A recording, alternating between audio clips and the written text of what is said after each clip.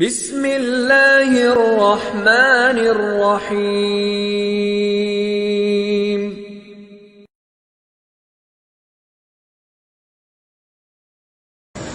السلام علیکم ورحمۃ اللہ وبرکاتہ، واشہد ان لا الہ الا اللہ وحدہ لا شریک له واشہد ان محمدا عبدہ ورسولہ، اللہم صل علی محمد النبی الامی وعلی آل محمد۔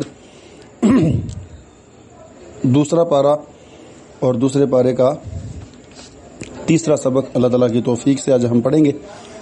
آیت نمبر 211 سے ہم اپنا سبق شروع کریں گے اور سورہ البقرہ کی آیت نمبر 231 تک یہ ہمارا سبق مکمل ہوگا۔ اعوذ باللہ من الشیطان الرجیم، بسم اللہ الرحمن الرحیم۔ سل بنی اسرائیل کم آتیناہم من آیت بینہ۔ اے نبی، تو بنی اسرائیل سے سوال کر کہ ہم نے ان کو کتنی ہی واضح نشانیاں دیں۔ ومن یبدل نعمت اللہ، اور جو اللہ تعالیٰ کی نعمت کو تبدیل کرے گا، من بعد ما جاءتہ، اس کے آ جانے کے بعد، فإن اللہ شدید العقاب، تو بے شک اللہ تعالیٰ سخت سزا دینے والے ہیں۔ یعنی یہاں نعمت اللہ سے مراد اللہ کا دین ہے کہ جو بندہ اللہ کے دین کو تبدیل کرے گا، اور بنی اسرائیل نے یہ کام کیا، اور مسلمانوں کو یہ بات بتائی جا رہی ہے کہ جس طرح بنی اسرائیل نے دین کی باتوں کو تبدیل کیا، تم نے ایسا نہیں کرنا، اور اگر مسلمان بھی ایسا کریں گے، اپنی مرضی کا دین بنانے کی کوشش کریں گے، تو پھر فإن اللہ شدید العقاب۔ زُيِّنَ لِلَّذِينَ كَفَرُوا الْحَيَاةُ الدُّنْيَا وَيَسْخَرُونَ مِنَ الَّذِينَ آمَنُوا، ان لوگوں کے لیے جنہوں نے کفر کیا دنیا کی زندگی خوبصورت بنا دی گئی ہے، اور وہ ایمان والوں کو مذاق کرتے ہیں۔ والذین اتقوا فوقہم یوم القیامہ، اور پرہیزگار لوگ قیامت والے دن ان کے اوپر ہوں گے، یعنی درجے میں، مقام میں ان کے اوپر ہوں گے۔ وہ جہنم کی نچلی تہہ میں جل رہے ہوں گے کافر، اور مومن جنت کے بلند درجات میں اور بلند مقامات میں ہوں گے۔ واللہ یرزق من یشاء بغیر حساب، اور اللہ تعالیٰ جس کو چاہتے ہیں بغیر حساب کے رزق عطا کرتے ہیں۔ رزق جو ہے اس کا تعلق نصیب سے ہے، اللہ نے جس کا جتنا رزق لکھا ہے اس کو اتنا ہی ملے گا، اور محنت کرنے کا تو فقط حکم ہے، محنت سے رزق نہیں ملتا۔ البتہ محنت کا حکم اس لیے دیا کہ محنت سے حاصل کرنے ہونے والی جو کمائی ہوتی ہے اس کی قدر ہوتی ہے، اور بغیر محنت کے جو چیز حاصل ہو جائے اس کی قدر نہیں رہتی، اور نعمتوں کی قدر نہ کرنا یہ بھی ایک ناشکری ہے۔ تو انسان ناشکرا نہ ہو جائے، اس لیے اللہ نے محنت کا ایک دائرہ کار رکھا ہے کہ محنت کرو گے تو تمہیں ملے گا، لیکن ملتا اللہ کے حکم سے ہے، اور اللہ کے فیصلے کے مطابق ملتا ہے۔ جس کو زیادہ دینا ہے اس کو زیادہ ملتا ہے، اور جس کا فیصلہ ہے کہ اس کو کم ملے گا اس کو کم ملتا ہے۔ کان الناس امۃ واحدہ، لوگ ایک ہی جماعت تھے۔ فبعث اللہ النبیین مبشرین ومنذرین، پھر اللہ تعالیٰ نے نبیوں کو بھیجا اس حال میں کہ وہ خوشخبری دینے والے اور ڈرانے والے تھے۔ وانزل معہم الکتاب بالحق، اور ان کے ساتھ حق والی کتاب نازل کی، لیحکم بین الناس فیما اختلفوا فیہ، تاکہ وہ لوگوں کے درمیان اس چیز کا فیصلہ کرے جس میں وہ اختلاف کرتے تھے۔ وما اختلف فیہ الا الذین اوتوہ من بعد ما جاءتہم البینات بغیا بینہم، اور اس مسئلہ میں اختلاف نہیں کیا مگر ان لوگوں نے جن کو وہ کتاب دی گئی، من بعد ما جاءتہم البینات، ان کے پاس واضح دلائل کے آ جانے کے بعد، بغیم بینہم، آپس میں سرکشی کرتے ہوئے، کہ جب اللہ رب العزت نے ان کو کتاب عطا کر دی ان کی ہدایت کے لیے، تو پھر ان کے دو گروہ ہو گئے کہ کتاب کے نازل ہونے سے پہلے وہ گمراہی کے ایک ہی راستے پر لگے ہوئے تھے، کوئی کسی کو نہیں کہتا تھا، جس کا جو مرضی ہوتا، جو دل کرتا وہ اپنا کام کرتا۔ لیکن جب اللہ رب العزت نے ہدایت کے لیے رسول بھیجے، ان کو کتابیں عطا کر دی، تو جن کو کتاب دی گئی اب ان کا اختلاف شروع ہو گیا۔ کچھ نے اس کتاب کو مانا، اس رسول پر ایمان لے آئے، اور کچھ نے انکار کیا، اور جنہوں نے انکار کیا ان کے انکار کی وجہ بغیم بینہم، آپس میں سرکشی تھی، سرکشی کے سوا بغاوت کے سوا اور کوئی مقصد نہیں تھا. فہد اللہ الذین آمنوا لما اختلفوا فیہ من الحق بإذنہ. تو اللہ تعالیٰ نے اپنے حکم کے ساتھ ان لوگوں کو جو ایمان لائے ہدایت عطا کی، رہنمائی عطا کی ان چیزوں کے متعلق کہ حق کی جن باتوں میں وہ اختلاف کرتے تھے، ایمان والوں کو اللہ رب العزت نے اپنے حکم سے پھر ہدایت کا راستہ دکھایا. واللہ یہدی من یشاء الی صراط مستقیم. اور اللہ تعالیٰ جس کو چاہتے ہیں سیدھے راستے کی رہنمائی عطا کرتے ہیں، ہدایت عطا کرتے ہیں. ام حسبتم ان تدخلوا الجنۃ ولما یأتیکم مثل الذین خلوا من قبلکم. کیا تم نے گمان کر لیا ہے کہ تم جنت میں داخل ہو جاؤ گے، حالانکہ ابھی تک تمہارے پاس ان لوگوں کے مثل تکلیف نہیں آئی جو تم سے پہلے گزر گئے. مستہم البأساء والضراء. ان کو فقیری اور بیماری پہنچی. وزلزلوا. اور ان کو ہلا دیا گیا. حتی یقول الرسول والذین آمنوا معه متی نصر اللہ. حتیٰ کہ رسول نے اور اس کے ساتھ ایمان لانے والوں نے یہ کہا کہ اللہ کی مدد کب آئے گی. الا ان نصر اللہ قریب. خبردار، بے شک اللہ کی مدد بالکل قریب ہے. تو ایمان لانے کے بعد انسان کی آزمائش ہوتی ہے، اور یہ ہر دور میں ہوا. جب بھی کوئی بندہ اسلام کے راستے پر چلا، ہدایت کے راستے پر چلا، تو اس کی آزمائش ہوئی. اور بسا اوقات تو اس قدر آزمائش ہوئی، کبھی بیماری کی صورت میں، کبھی فقیری کی صورت میں، کبھی لوگوں کی طرف سے مخالفت کی صورت میں، مختلف طرح کی آزمائش. اور کبھی کبھی تو اس قدر آزمائش کہ اللہ تعالیٰ کے سامنے پھر بندہ بے ساختہ پکار اٹھتا ہے کہ یا اللہ تیری مدد کب آئے گی، میں بے بس ہو گیا ہوں. تو لہٰذا یہ مت کوئی سمجھے کہ میں نے دین کا راستہ اختیار کر لیا ہے، قرآن کو پڑھنا سمجھنا شروع کر دیا ہے، تو اب میرے اوپر مصیبت آ گئی ہے. تو یہ کیا بات ہوئی؟ یہ مصیبتیں، آزمائشیں آتی ہیں. اللہ آزمائش کرتے ہیں بندے کی کہ یہ کس قدر ایمان پر ثابت قدم ہے.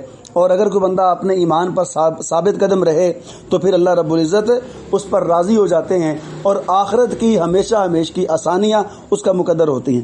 یسألونک ماذا ینفقون. وہ لوگ آپ سے سوال کرتے ہیں کہ وہ کیا خرچ کریں. ایک صحابی ہیں جن کا نام ہے عمرو بن جموح رضی اللہ تعالیٰ عنہ. انہوں نے نبی کریم صلی اللہ علیہ وسلم سے سوال کیا، اللہ کے رسول صلی اللہ علیہ وسلم ہم کیا چیز خرچ کریں اور کن لوگوں پر خرچ کریں. تو اللہ رب العزت نے اس وقت یہ آیت نازل کی اور وضاحت کر دی. کل ما انفقتم من خیر.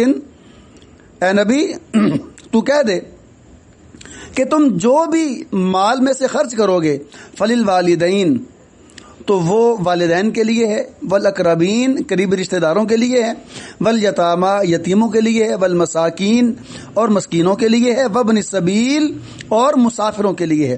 وما تفعلوا من خیر فإن اللہ بہ علیم. اور تم جو بھی نیکی کا کام کرو گے اللہ تعالیٰ اس کو جانتے ہیں. یہاں زکوٰۃ کے علاوہ خرچ کرنے کا حکم ہے کہ زکوٰۃ کے علاوہ خرچ کرنے کا حکم ہے. اور آگے ایک آیت آ رہی ہے کہ لوگوں نے سوال کیا کہ ہم کیا خرچ کریں، تو اس میں حکم ہے کہ جو تم سے اضافی ہو. تو حدیث آتی ہے اللہ کے رسول صلی اللہ علیہ وسلم نے ایک صحابی کو کہا کہ اس نے کہا میرے پاس مال ہو تو میں اس کو کیسے خرچ کروں. آپ نے فرمایا اپنی جان پر خرچ کر. اس نے کہا پھر کہاں خرچ کروں؟ پھر آپ نے فرمایا اپنی اولاد پر خرچ کر. پھر کہاں خرچ کروں؟ اپنی بیوی پر خرچ کر. پھر کہاں خرچ کروں؟ جو قریبی رشتہ دار ہیں ان پر خرچ کر. تو اس انداز سے آپ نے ترتیب بیان کی. تو سب سے پہلا حق انسان کا اپنی جان کا ہے، اپنی نفس کا حق ہے.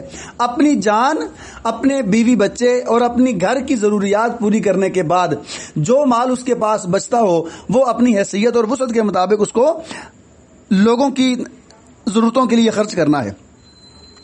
تو معلوم ہوا کہ زکوٰۃ کے علاوہ بھی مال خرچ کرنا چاہیے. اور یہ حدیث بھی ہے، اللہ کے رسول صلی اللہ علیہ وسلم نے فرمایا کہ مال میں زکوٰۃ کے علاوہ بھی اللہ نے حق رکھا ہے. اور اسی طرح صدقہ کرنے کا جو اصول ہے وہ اصول یہ بیان ہوا. صحیح البخاری کے اندر حدیث موجود ہے، اللہ کے رسول صلی اللہ علیہ وسلم نے فرمایا کہ بہتر صدقہ وہ ہے جس کے بعد آدمی خوشحال رہے، اور تم اپنے اہل و عیال پر پہلے خرچ کرو۔ تو لہذا اپنی ضرورت پوری کرنے کے بعد جو مال اس بندے کے پاس باقی بچے، اس مال کو اس انداز سے خرچ کرنا کہ بندہ بالکل کنگال نہ ہو جائے، تو اپنی وسعت کے مطابق خرچ کرنا ہے۔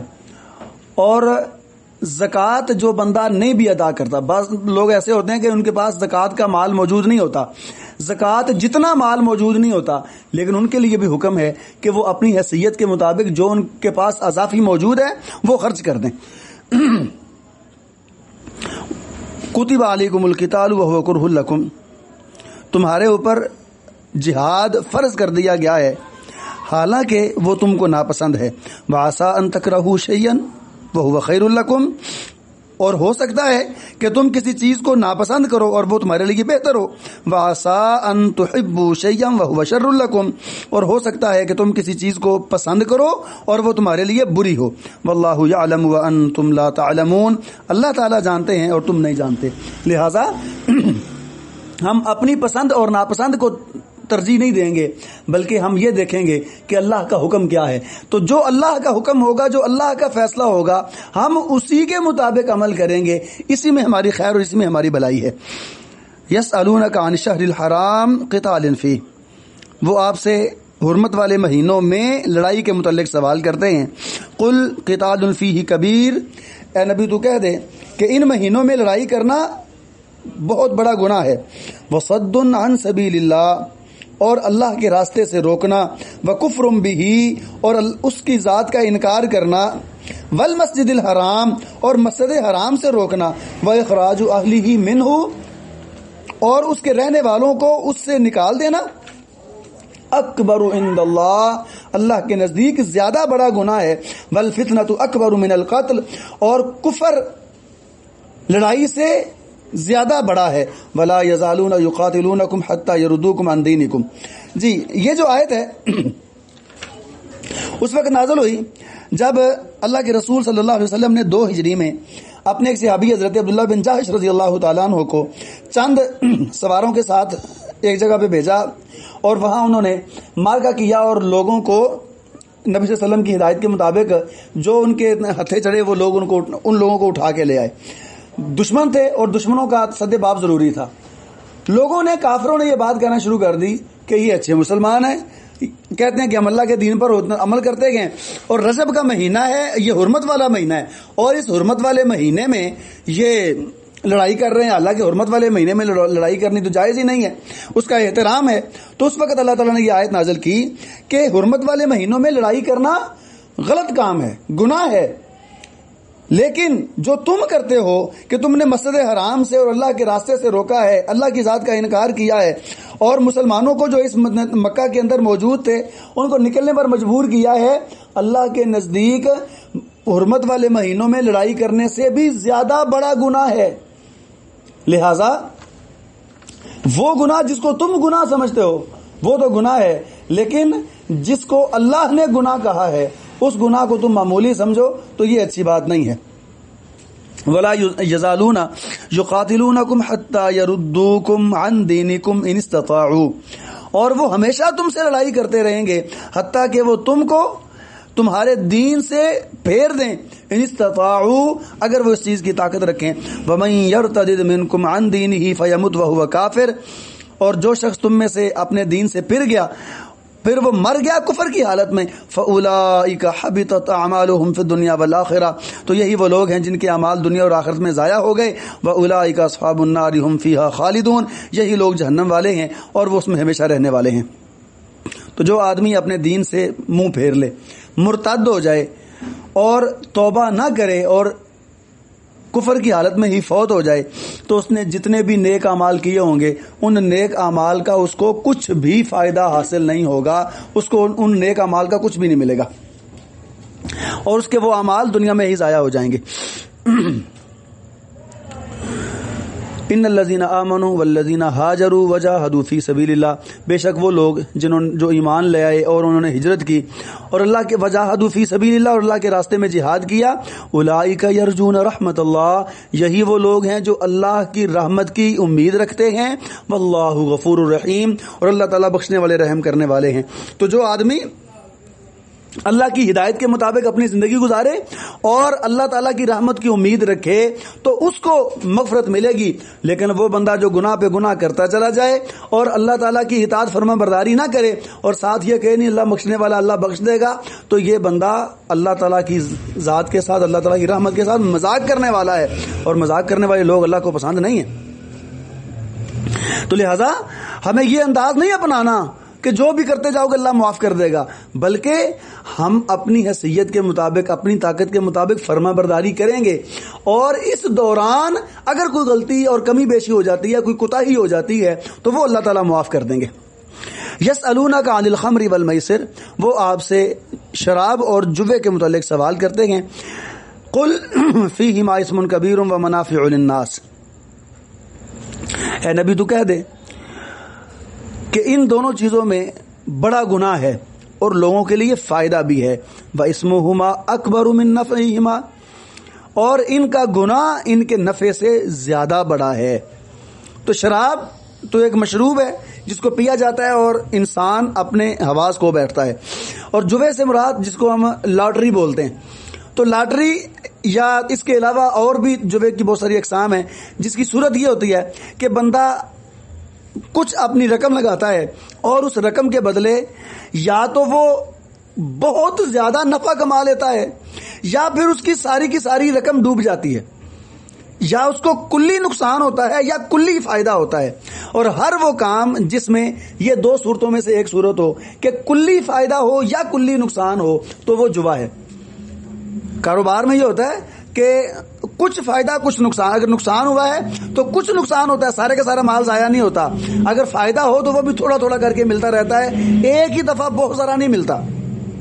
لیکن ایسی کوئی بھی صورت جس میں یہ سمجھ آ رہا ہو کہ کلی فائدہ ہے یا کلی نقصان ہے، سراسر فائدہ ہے یا سراسر نقصان ہے، تو ایسا عمل کوئی بھی ہو، ایسی کوئی بھی نہ کاروبار ہو، کوئی بھی صورت ہو تو وہ جوا ہوگا، اور جوا جائز نہیں ہے۔ اس میں اگرچہ لوگوں کے لیے فائدہ ہے کہ لوگوں کو بہت زیادہ نفع مل جاتا ہے، فائدہ مل جاتا ہے، لیکن اس کا جو گناہ ہے وہ بہت بڑا ہے۔ تو یہ ایک ابتدائی حکم تھا، بعد میں دوسرا حکم آیا کہ اللہ رب العزت نے شراب اور جمعہ دونوں چیزیں حرام کر دی ہیں۔ وَيَسْأَلُونَكَ مَاذَا يُنْفِقُونَ، وہ آپ سے سوال کرتے ہیں کہ وہ کیا خرچ کریں، قُلْ العف، اے نبی تو کہہ دے کہ جو زائد ہے، جو ضرورت سے زائد ہے وہ خرچ کر دو۔ تو اس کی وضاحت میں پچھلی آیت میں کر چکا ہوں کہ جو بھی انسان کے پاس اپنی ضرورت سے زائد ہو وہ خرچ کرنا ہے، بس اس صورت میں کہ اس انداز سے خرچ کرے کہ بالکل بندہ کنگال نہ ہو جائے۔ كَذَلِكَ يُبَيِّنُ اللَّهُ لَكُمُ الْآيَاتِ لَعَلَّكُمْ تَتَفَكَّرُونَ، ایسے ہی اللہ تعالیٰ تمہارے لیے آیتوں کو کھول کر بیان کرتا ہے شاید کہ تم غور و فکر کرو، فی الدنیا والآخرہ، دنیا اور آخرت میں۔ وَيَسْأَلُونَكَ عَنِ الْيَتَامَى، وہ آپ سے سوال کرتے ہیں یتیموں کے بارے میں، قُلْ إِصْلَاحٌ لَهُمْ خَيْرٌ، اے نبی تو کہہ دے کہ ان کے ساتھ ان کی اصلاح کرنا بہتر ہے۔ یتیم کسے کہتے ہیں؟ یتیم کہتے ہیں اس بچے کو جس کا والد فوت ہو جائے اور وہ بالغ نہ ہوا ہو، اور جب وہ بچہ بالغ ہو جاتا ہے تو پھر وہ یتیم نہیں رہتا۔ ایک آیت نازل اللہ رب العزت نے کی، سورۃ النساء کی آیت ہے، ان الذین یاکلون اموال الیتامی ظلما، کہ جو لوگ یتیموں کا مال ظلم کرتے ہوئے کھا جاتے ہیں۔ تو اس میں ایک وعید بیان ہوئی تھی، تو اس آیت کے نازل ہونے کے بعد وہ لوگ جو یتیموں کی کفالت کرتے تھے انتہائی پریشان ہو گئے۔ اب معاملہ یہ ہوا کہ انہوں نے یتیموں کا مال بالکل ہی علیحدہ کر دیا، اور ان کے لیے کھانا بھی الگ پکتا، جتنا وہ کھا لیتے باقی جو ہوتا وہ سارے کا سارا ضائع ہو جاتا۔ تو اس میں یتیموں کے مال کا نقصان تھا۔ تو اللہ رب العزت نے کہا کہ یتیموں کے متعلق جو تم سوال کرتے ہو ان کے ساتھ کس انداز سے ہم نے اپنی زندگی گزارنی ہے، کیا ان کے ساتھ معاملے کرنے ہیں، تو ان کی بہتری والی صورت، ان کی خیر خواہی والی صورت وہ اتنا کرنی ہے۔ اصلاح اللہم خیر، ان کے لیے بہتری زیادہ بہتر ہے، کہ ان کی بہتری کی سوچ رکھنا کہ اس انداز میں ان کے لیے بہتری ہے.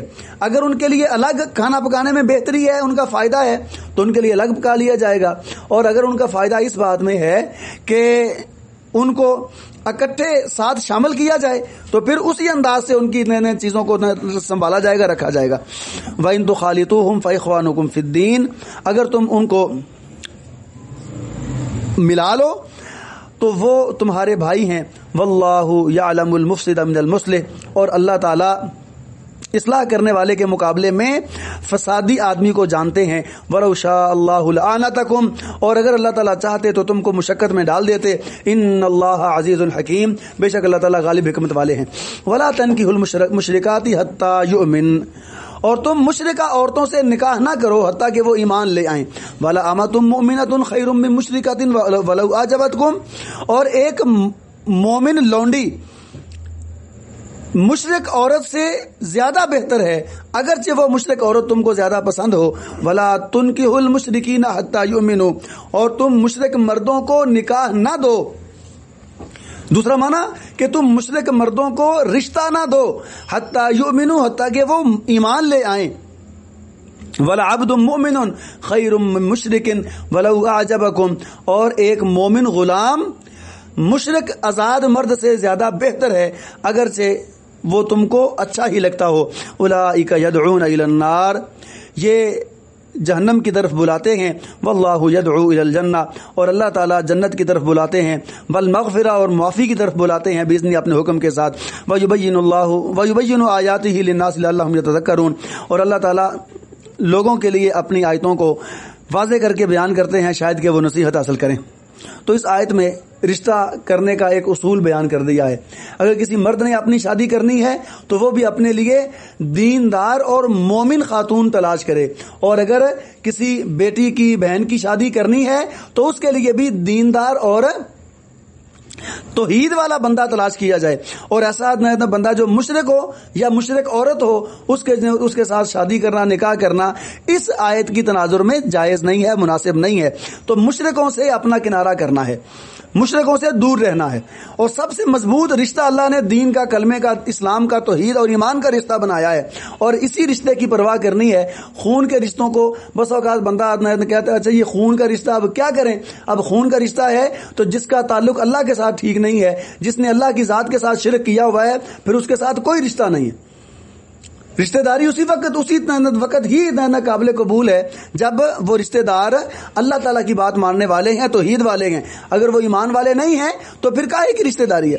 وَيَسْأَلُونَكَ عَنِ الْمَحِيضِ, اور وہ آپ سے سوال کرتے ہیں حیض کے وقت کے متعلق. قُلْ هُوَ أَذًى, اے نبی تو کہہ دے کہ وہ تکلیف ہے. فَاعْتَزِلُوا النِّسَاءَ فِي الْمَحِيضِ, اور تم عورتوں سے حیض کے وقت میں الگ رہو. وَلَا تَقْرَبُوهُنَّ حَتَّى يَطْهُرْنَ, اور تم ان کے قریب نہ جاؤ حتیٰ کہ وہ پاک ہو جائیں. فَإِذَا تَطَهَّرْنَ, اور پھر جب وہ اچھی طرح غسل کر لیں, نہا لیں. فَأْتُوهُنَّ مِنْ حَيْثُ أَمَرَكُمُ اللَّهُ, تو ان کے پاس آؤ جہاں سے اللہ نے تم کو حکم دیا ہے. إِنَّ اللَّهَ يُحِبُّ التَّوَّابِينَ وَيُحِبُّ الْمُتَطَهِّرِينَ, اللہ تعالیٰ توبہ کرنے والوں کو پسند کرتے ہیں اور پاک صاف رہنے والوں کو پسند کرتے ہیں. یہودیوں کے ہاں انداز یہ تھا کہ جب کسی عورت کے مخصوص ایام شروع ہوتے تو وہ اس کو بالکل علیحدہ کر دیتے, اور نہ اس کے پاس بیٹھتے, نہ بات کرتے, نہ اس کے ہاتھ کا پکا ہوا کھاتے. تو جب لوگ مسلمان ہوئے تو لوگوں نے پھر نبی صلی اللہ علیہ وسلم سے سوال کیا کہ ایسے وقت میں ہم کیا کریں. تو حکم ہوا کہ عورتوں سے علیحدہ ہو جانا, یعنی بستر الگ کرنا ہے, صرف فقط علیحدہ ہو جانا ہے, اور اپنی خاص ضرورت پوری نہیں کرنی. اس کے سوا عورت کو یہ نہیں ہے کہ وہ بالکل الگ ہو جائے گی اور اس کا کمرہ الگ ہے, کھانا پینا الگ ہے, اٹھنا بیٹھنا الگ ہے, ایسا نہیں ہوگا. وہ باقی تمام معاملات میں معمول کے مطابق چلے گی. فقط شوہر اور بیوی کی جو خاص ضرورت ہے اس کے لیے وہ اکٹھے نہیں ہو سکتے, اس کے لیے وہ ایک دوسرے سے علیحدہ رہیں گے. اور جب وہ اپنے اس ایام سے گزر جائے تو اس کے بعد پھر وہ غسل کر لے, تو غسل کے بعد ان کے لیے اجازت ہے کہ وہ اپنی ضرورت اور اپنی حاجت پوری کر سکتے ہیں. نساؤکم حرث لکم, تمہاری بیویاں تمہاری کھیتی ہیں، فَأْتُوا حَرْثَكُمْ أَنَّا شِئْتُمْ، تو تم اپنی کھیتیوں کے پاس آؤ جیسے تم چاہو، وَقَدِّمُوا لِأَنفُسِكُمْ، اور تم اپنی نفسوں کے لیے نیک اعمال آگے بھیجو، وَاتَّقُوا اللَّهَ وَاعْلَمُوا أَنَّكُمْ مُلَاقُوهُ، اور تم اللہ سے ڈرو اور جان لو کہ بے شک تم اس سے ملاقات کرنے والے ہو، وَبَشِّرِ الْمُؤْمِنِينَ، اور اے نبی تو ایمان رکھنے والوں کو، ایمان لانے والوں کو، بات ماننے والوں کو خوشخبری دے دے۔ اس آیت میں اللہ رب العزت نے ایک اصول بنا دیا ہے، ایک اصول قائم کر دیا ہے کہ نکاح کے بعد شوہر اپنی بیوی سے اپنی حاجت پوری کر سکتا ہے، لیکن وہ اپنی حاجت فقط اس جگہ پوری کرے گا جو بچے کی پیدائش کی جگہ ہے، اس کے علاوہ کسی جگہ وہ اپنی حاجت پوری نہیں کر سکتا۔ یہاں واضح حکم موجود ہیں، وَقَدِّمُوا لِأَنفُسِكُمْ، اور تم اپنے لیے نیک اعمال آگے بھیجو، یعنی اپنی بیوی کی ضروریات کا خیال کرو، اس کی تربیت کا خیال کرو اور اپنی اولاد کی تربیت کا خیال کرو۔ یہ تمہارے لیے صدقہ جاریہ ہے، یہ تمہارے لیے نیک اعمال ہیں جن کا تم اہتمام کرو گے۔ اور وَبَشِّرِ الْمُؤْمِنِينَ، اور جو بات ماننے والے ہیں، جو اپنی بھی اصلاح کرتے گئے، اپنے بیوی بچوں کی بھی اصلاح کرتے گئے، ایسے مومنوں کے لیے خوشخبری ہے۔ وَلَا تَجْعَلُوا اللَّهَ عُرْضَةً لِأَيْمَانِكُمْ، اور تم اللہ کو اپنی قسموں کے لیے ڈھال نہ بناؤ، أَن تَبَرُّوا، کہ تم نیکی کرو، وَتَتَّقُوا، اور تقوی اختیار کرو، وَتُصْلِحُوا بَيْنَ النَّاسِ، اور لوگوں کے درمیان صلح کراؤ۔ وَاللَّهُ سَمِيعٌ عَلِيمٌ، اللہ تعالیٰ سننے والے جاننے والے ہیں۔ بعض لوگ قسم اٹھا لیتے ہیں کہ میں آج کے بعد یہ کام نہیں کروں گا، اللہ کے نام کی قسم کھا لی، اور پھر بہانہ بنا لیتے ہیں اس قسم کو، یار میں نے قسم کھائی ہوئی ہے، نہیں تو میں یہ کام ضرور کرتا۔ قسم نہ کھائی ہوتی تو پھر میرے لیے، لیکن میں قسم کھا چکا ہوں کہ میں اب اس بندے سے بات ہی نہیں کرنی، میں قسم کھا چکا ہوں کہ میں نے فلاں جو کام نہیں کرنا، میں قسم کھا چکا ہوں کہ بس یہ جو بات میں نہیں کر سکتا۔ تو قسم کھانے کے بعد اگر وہ قسم کسی نیکی کے کام میں رکاوٹ بن رہی ہے تو پھر اس قسم کو ختم کرنا ضروری ہے، اور جب وہ قسم توڑ دی جائے گی تو پھر قسم کا کفارہ ادا کیا جائے گا، لہذا اس قسم کو چھوڑنا ضروری ہے، اس قسم کو توڑنا ضروری ہے۔ لا یؤاخذکم اللہ باللغو فی ایمانکم،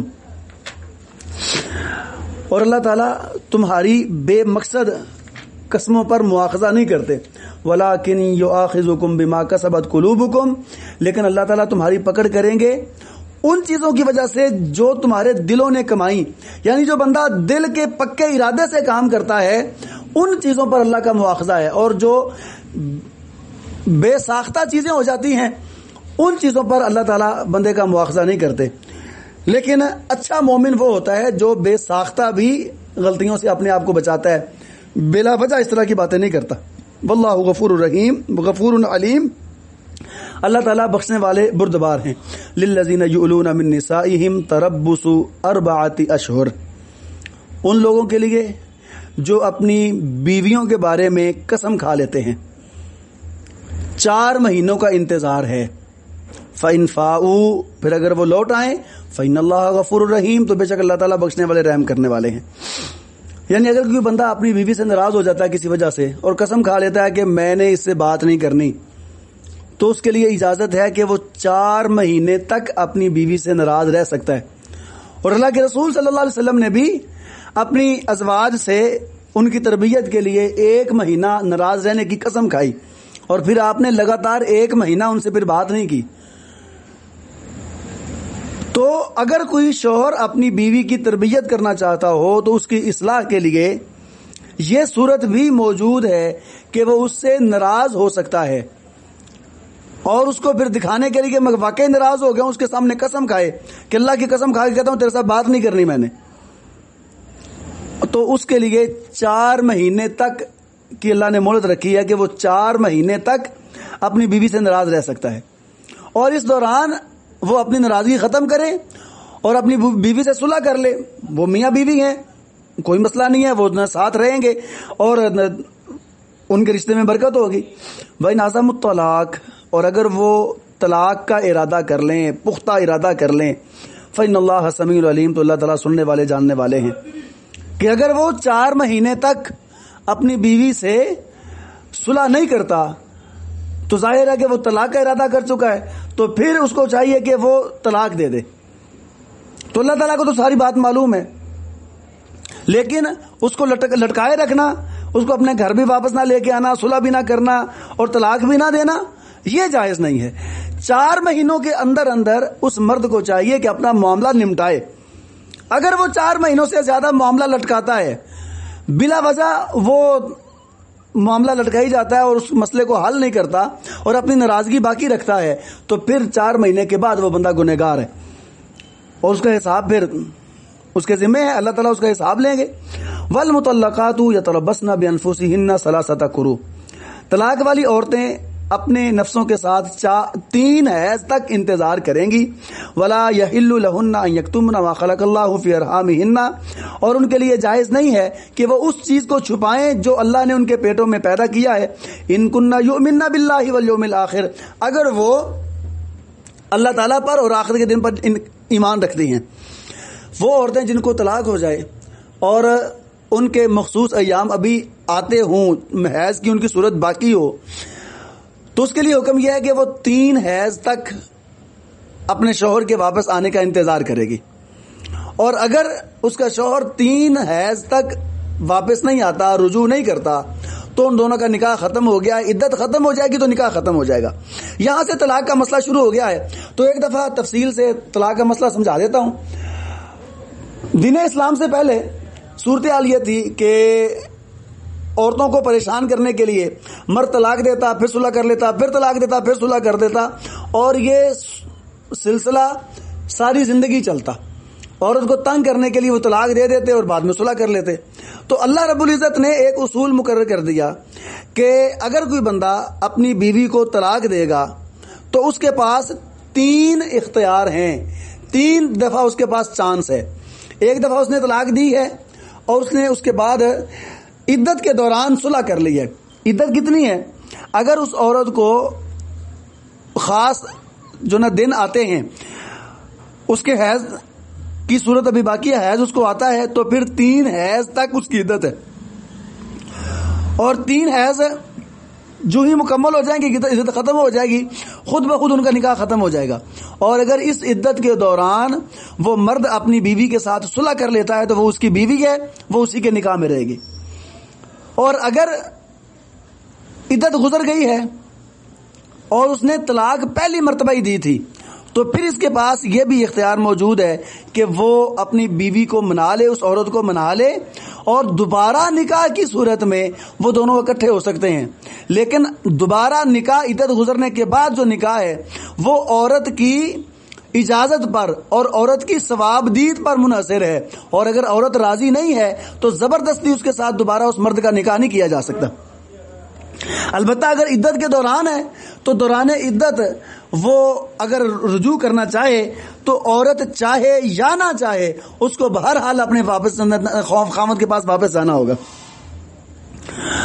اس کے بعد اس نے دوسری بار طلاق دے دی. ایسا ہی ہوا کہ عدت کے دوران رجوع کر لیا تو اس کی بیوی ہے، عدت گزر گئی تو عدت کے بعد وہ دوبارہ نکاح کر کے نئے حکمار کے ساتھ اور اجازت کے ساتھ، عورت کی رضامندی کے ساتھ دوبارہ نکاح کرے تو اس عورت کو اپنے نکاح میں واپس لا سکتا ہے. لیکن اگر اس نے تیسری مرتبہ طلاق دے دی تو تیسری بار طلاق کے بعد اب حکم یہ ہے کہ یہ دونوں میاں بیوی ایک دوسرے کے لیے حرام ہو گئے ہیں. اگرچہ عدت نہیں بھی گزری، اب یہ عدت کے دوران رجوع بھی نہیں کر سکتا اور عدت کے گزر جانے کے بعد دوبارہ نکاح بھی نہیں کر سکتا. ہاں ایک صورت ہے، وہ کیا ہے کہ وہ عورت اپنی مرضی سے کسی دوسری جگہ پر نکاح کرتی ہے، شادی کرتی ہے، وہ مرد یا تو فوت ہو جاتا ہے یا اپنی مرضی سے عورت کو طلاق دے دیتا ہے.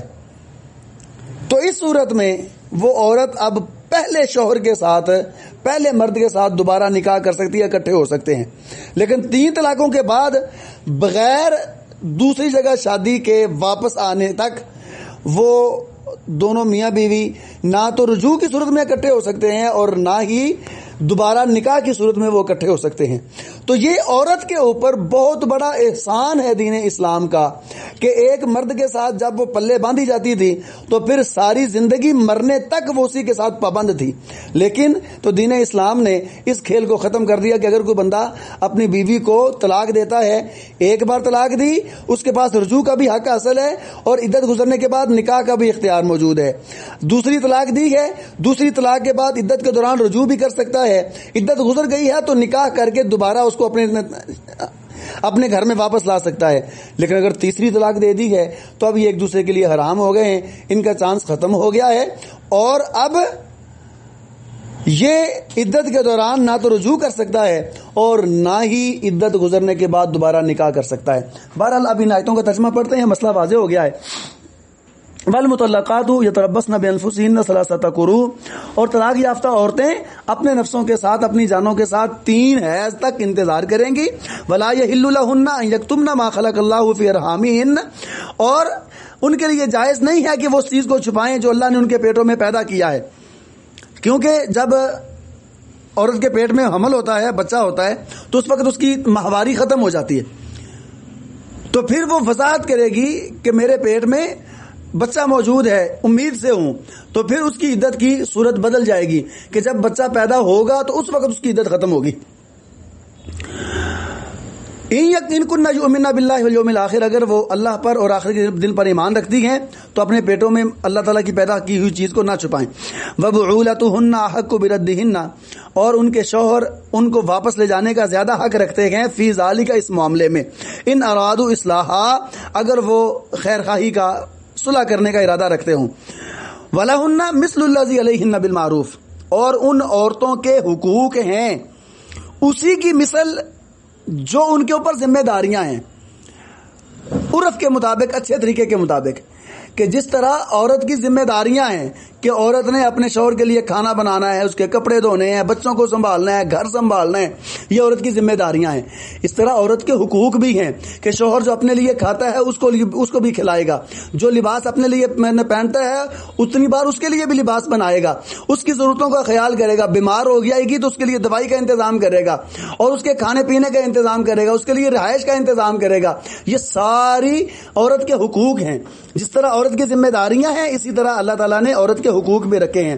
وَلِلرِّجَالِ عَلَيْهِنَّ دَرَجَةٌ, اور مردوں کے لیے ایک درجہ ان کے اوپر موجود ہے. واللہ عزیز الحکیم, اور اللہ تعالیٰ غالب حکمت والے ہیں. الطلاق مرتان, یہ جو مردوں کو ایک درجہ دیا گیا ہے, مطلب کہ فیصلے کا اختیار مردوں کے پاس ہے کہ گھر کے جتنے بھی معاملات ہیں ان میں فیصلہ مرد ہی کرے گا. لیکن یہ نہیں ہے کہ عورت چکی میں پستی رہے گی اور رپورٹ کی طرح کام کرتی رہے گی, اس کے حق نہیں ہے, اس کے حقوق ہیں, ان حقوق کی ادائیگی بھی ضروری ہے, لیکن گھر کے معاملات میں فیصلہ جو ہے وہ مرد کا ہی ہے, کیونکہ اللہ نے مرد کو ایک درجہ فضیلت بخشی ہے. الطلاق مرتان, طلاق دینا 2 مرتبہ ہے. فإمساکم بمعروف, اچھے طریقے کے ساتھ پھر روکنا ہے, او تسریحم بإحسان, یا احسان کرتے ہوئے چھوڑ دینا ہے. ولا یحل لکم ان تأخذوا مما آتیتموہن شیئا, اور تمہارے لیے جائز نہیں ہے کہ تم اس میں سے لو جو تم نے ان کو دیا ہے, کچھ بھی, کہ تمہارے لیے جائز نہیں ہے تم کچھ بھی لو اس میں سے جو تم نے ان کو دیا ہے. یعنی جو تم نے ان کو حق مار دیا ہے, طلاق دیتے وقت اس حق مار میں سے کچھ بھی واپس لینا تمہارے لیے جائز نہیں ہے. الا ان, سوائے اس کے, یہ صورت اگر ہو, کیا صورت, ان یخافا اللہ یقیما حدود اللہ, کہ وہ دونوں ڈریں اس بات سے کہ وہ اللہ تعالیٰ کی حدوں کو قائم نہیں رکھ سکیں گے. فَإِنْ خِفْتُمْ أَلَّا يُقِيمَا حُدُودَ اللَّهِ, اگر تم ڈرو کہ وہ اللہ کی حدوں کو قائم نہیں رکھیں گے, فَلَا جُنَاحَ عَلَيْهِمَا, تو پھر ان دونوں پر کوئی گناہ نہیں ہے, فِي مَفْتَدَتْ بِهِ, اس چیز کے متعلق جو عورت اس کو فدیہ ادا کرے. تِلْكَ حُدُودُ اللَّهِ فَلَا تَعْتَدُوهَا, یہ اللہ تعالیٰ کی حدیں ہیں, تم ان سے تجاوز نہ کرو. وَمَن يَتَعَدَّ حُدُودَ اللَّهِ, جو اللہ تعالیٰ کی حدوں سے تجاوز کر جائے گا, فَأُولَٰئِكَ هُمُ الظَّالِمُونَ, تو یہی لوگ ظالم ہیں. یہاں طلاق کے متعلق ایک اصول بیان کر دیا کہ اگر کوئی بندہ اپنی بیوی کو طلاق دیتا ہے تو اس نے حق مہر جتنا بھی مقرر کیا تھا, وہ چاہے کلو سونا ہی کیوں نہ ہو, تو وہ سارے کا سارا حق مہر میں اس عورت کے پاس ہی رہے گا, وہ واپس نہیں لے سکتا.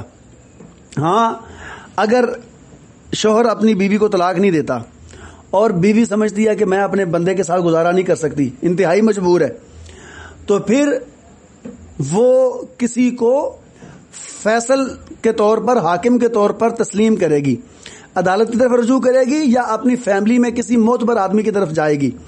اس لیے حکم دیا فَإِنْ خِفْتُمْ، کہ جو تم ذمہ دار ہو، اب تم دیکھتے ہو کہ وہ آپس میں اکٹھے نہیں رہ رہے، تو عورت اپنے حق مہر کا فدیہ دے کے طلاق لے سکتی ہے، اور جب عورت کے مطالبہ پر طلاق دی جائے گی تو یہ خلا کہلائے گا، اور خلا نکاح کو ختم کرتا ہے۔